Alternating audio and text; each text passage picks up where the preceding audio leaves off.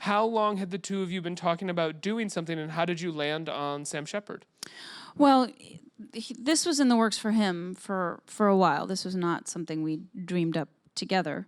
But we'd been wanting to work together for a while in the theatrical realm. We both come from the theater, obviously. Has a very renowned past as a founder of the Steppenwolf Theater in Chicago, and I come from the theater, and so The last time you were able to do, because you've been on TV now with Sons of Anarchy straight into Billions for the most part. When was the last time you were really able to do theater? I did quite a lot while I was doing Sons. I would come back. We always shot that show in the summer, and then I would come back in the winter to do a play, which is just like brutal. But I loved it. So I did a fair amount of theater actually when I was doing that show.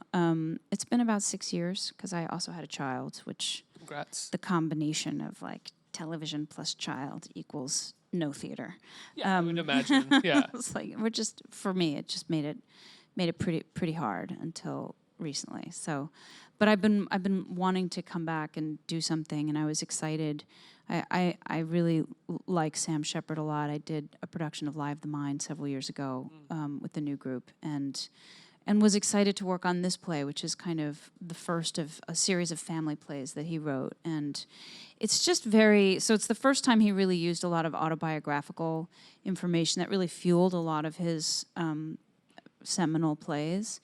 And I'm absolutely, like, as a person who's only seen True West and read Buried Child a number of times, seeing Curse of the Starving Class, you can see so much of those plays within this, just in terms of the son becomes the father. The son becomes the father, the son becomes the father, the son. Yeah. Yeah, which is both True West and Buried Child and this, I believe. It's all of them, yeah. And this idea of the sins of the father being visited upon the sins of the son, that's Ibsen. But like, inheriting this poison or this curse or this addiction, or